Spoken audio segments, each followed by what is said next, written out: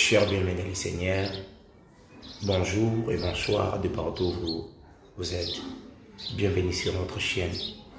Aujourd'hui, nous vous présentons notre prédicateur du jour, Kevin Kabamba, celui qui doit nous parler de la part du Seigneur. Je suis content parce qu'aujourd'hui le Seigneur va vous parler. Gardez silence et le Seigneur vous parle. Bienvenue. Merci beaucoup, merci à tous. Je vous salue au nom du Seigneur Jésus-Christ, notre Seigneur et Sauveur. Je vous dis sincèrement merci pour votre fidélité que vous nous avez montré de rester connectés dans notre chaîne pour écouter cette bonne parole de notre Dieu Tout-Puissant. Aujourd'hui, nous parlons sur le point du jour du sabbat ou le jour des repos de l'Éternel. Le sabbat, c'est le jour que Dieu avait sanctifié, c'est le jour que Dieu s'est reposé après avoir créé toutes choses qui se retrouvent sur la terre, au ciel, visibles et invisibles. Et dans ce jour, Dieu lui-même, quand il s'est reposé, il n'a pas reposé seulement, mais il a béni ce jour. Il a sanctifié ce jour. Et il a mis un symbole ou un cachet ou un sceau, une signature qui justifie ses enfants et les enfants de Satan. Parce que nous, tant que chrétiens, tant qu'un adventiste du 7e jour, il faudrait faire ce que dit la Bible. C'est pourquoi je dois inviter notre frère Denis Senda de nous faire la lecture dans le livre d'Ésaïe, chapitre 58, verset 13. Nous passons directement dans ce verset qui nous dit ainsi, et restons vraiment connectés pour la lecture de la parole de Dieu. La Bible nous dit ceci.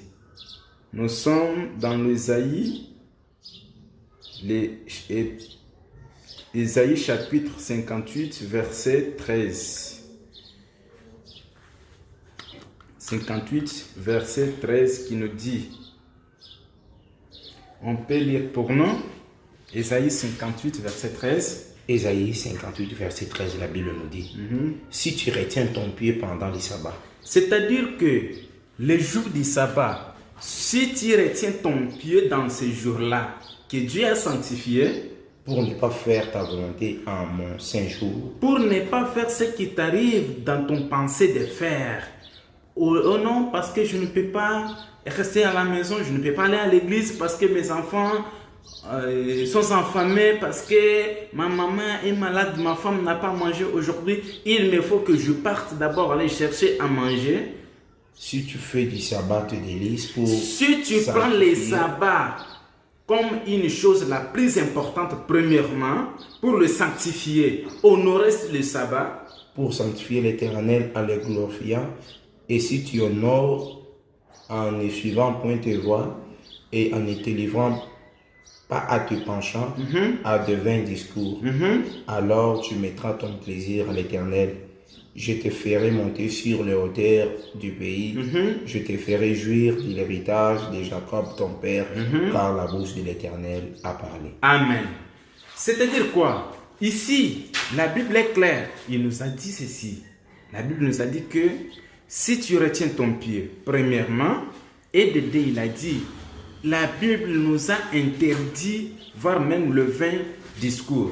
Le vain discours, c'est quel discours que nous parlons ici? Le jour du sabbat, au lieu de chanter, au lieu de glorifier, au lieu de louer, toi tu es en train de parler sur la politique, tu es en train de parler sur le football, tu es en train de parler l'ironie contre ton prochain. C'est ça le vain discours. Dieu n'a pas d'intérêt sur ça.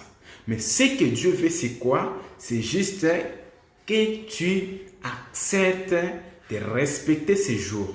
C'est à cela il a dit, comme ces jours, je les bénis, j'ai sanctifié, mais si tu honores premièrement ces jours, mettez maintenant ton plaisir. C'est-à-dire tout ce que tu veux.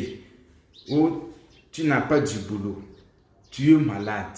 C'est à cela que Dieu maintenant, il doit te répondre à tous tes besoins. C'est à cela que Dieu doit exaucer ta prière. Même si tu es malade, tu seras guéri. Si tu n'as pas du boulot, il te donnera du travail.